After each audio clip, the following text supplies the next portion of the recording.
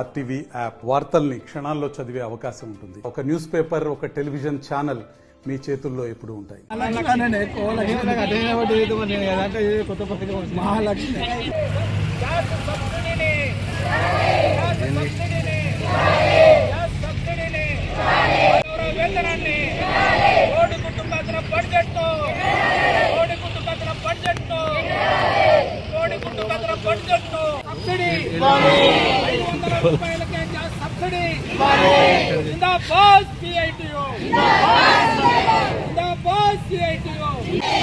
ప్రభుత్వం హామీ మేరకు 10,000 రూపాయల గౌరవ వేతనాన్ని రాష్ట్ర ప్రభుత్వ హామీ మేరకు గౌరవ వేతనం 10,000 రూపాయలు.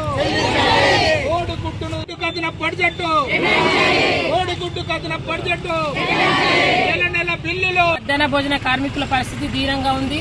మారుమూల గ్రామం నుంచి మధ్యాహ్న భోజన కార్మికులందరూ ఇప్పుడు పెండింగ్ బిల్లులు, ఇంతవరకు పెండింగ్ బిల్లులు చెల్లించలేదు.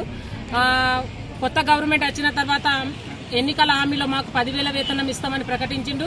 10,000 వేతనం వెంటనే ఇవ్వాలని మేము డిమాండ్ చేస్తున్నాము.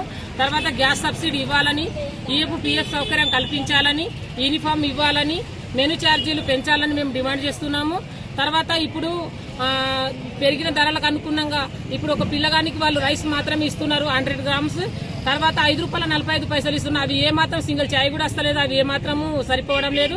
కాబట్టి ఇవి మెను ఛార్జీలు పెంచాలని, ఇచ్చిన హామీ ప్రకారం 10,000 గౌరవ వేతనం ఇవ్వాలని మేము డిమాండ్ చేస్తున్నాము.